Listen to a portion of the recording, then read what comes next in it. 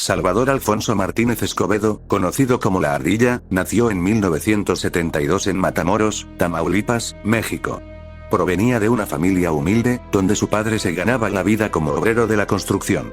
Desde temprana edad, tuvo que lidiar con numerosos desafíos, entre ellos la pobreza y la violencia que prevalecía en su entorno, lo que lo llevó a tener problemas con la ley desde muy joven. A los 12 años fue detenido por robo de automóviles, y a los 15, por posesión de drogas. Sin embargo, esto no lo disuadió de seguir con su carrera delictiva, y para cuando cumplió 20 años, ya había sido condenado por múltiples delitos. La Ardilla inició su incursión en el crimen organizado como ladrón de autos. No obstante, su ambición y audacia lo llevaron a involucrarse en actividades más arriesgadas, tales como el robo a mano armada y el tráfico de drogas. Conforme La Ardilla se adentraba más en el crimen organizado, ascendía en la jerarquía delictiva. Empezó como un delincuente menor, pero rápidamente se convirtió en una figura clave del cártel de los Zetas. Su audacia y capacidad para la violencia lo hicieron uno de los líderes más temidos de la organización. La Ardilla siguió escalando posiciones dentro del cártel hasta convertirse en uno de sus líderes más destacados.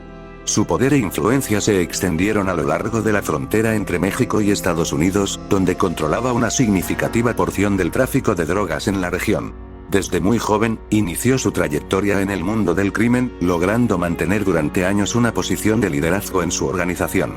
No obstante, eventualmente fue capturado. En 2012, fuerzas federales capturaron a Salvador Alfonso Martínez Escobedo, conocido como La Ardilla, en Nuevo Laredo.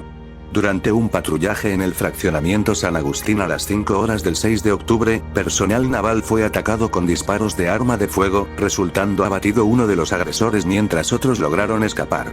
Se supo que en la zona se ocultaba La Ardilla, quien ya era buscado, lo que inició una intensa búsqueda en Nuevo Laredo, Tamaulipas. A las 19 horas del mismo día, durante la patrulla en la colonia El Campanario, se detectó un vehículo con un conductor armado, quien intentó huir al acercarse el personal naval.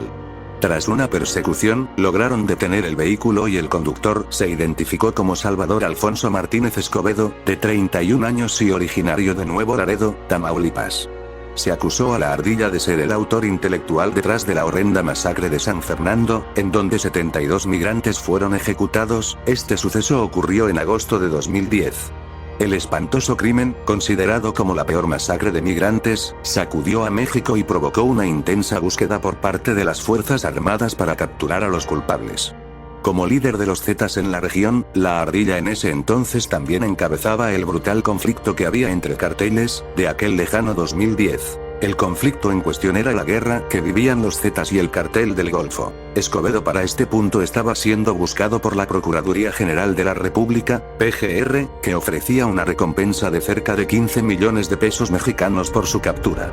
Igualmente, se le conoce por ser muy cercano a uno de los líderes del cartel, Miguel Ángel Treviño Morales, alias Z40. Los crímenes que se le atribuyen son la fuga de más de 280 reos, y también, como dije anteriormente, la masacre de San Fernando del año 2010, en donde 72 migrantes centroamericanos y sudamericanos fueron torturados y ejecutados. Según los informes, el ataque fue perpetrado entre el 21 y 23 de agosto del año 2010 en el ejido de El Huizachal del municipio tamaulipeco de San Fernando. Las víctimas se conformaron por 58 hombres y 14 mujeres que pertenecían a Sudamérica y Centroamérica.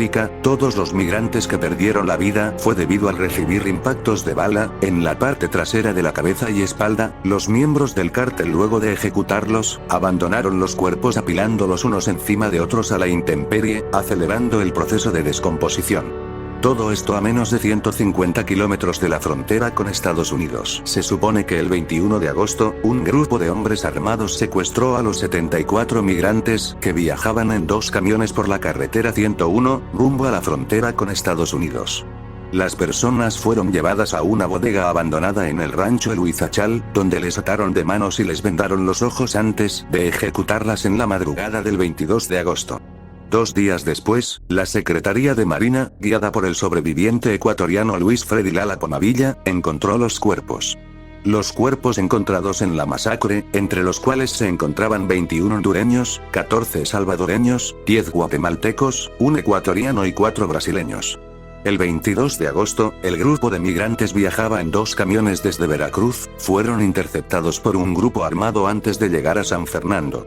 Los captores les exigieron información sobre sus parientes en Estados Unidos y dinero a cambio de su libertad. Ante la negativa de los migrantes, los captores los golpearon. Aunque el propósito exacto de los captores no está claro, se especula que intentaron reclutar a los migrantes para unirse al cartel. La masacre ocurrió entre el domingo 22 y el lunes 23 de agosto. Según el sobreviviente ecuatoriano, Luis Freddy Lala Ponavilla, el número total de migrantes era de 76, lo que implica que hasta el día de hoy, 2 personas siguen desaparecidas. Sin embargo, la Procuraduría General Mexicana estableció que eran 77 en total, de los cuales 72 fueron asesinados, 2 sobrevivieron y 3 están desaparecidos. Estos últimos eran de nacionalidad mexicana y se trataba de 2 choferes y un ayudante, aunque no se determinó si estaban involucrados en actividades de tráfico de personas hacia Estados Unidos o si tenían conexión con los Zetas.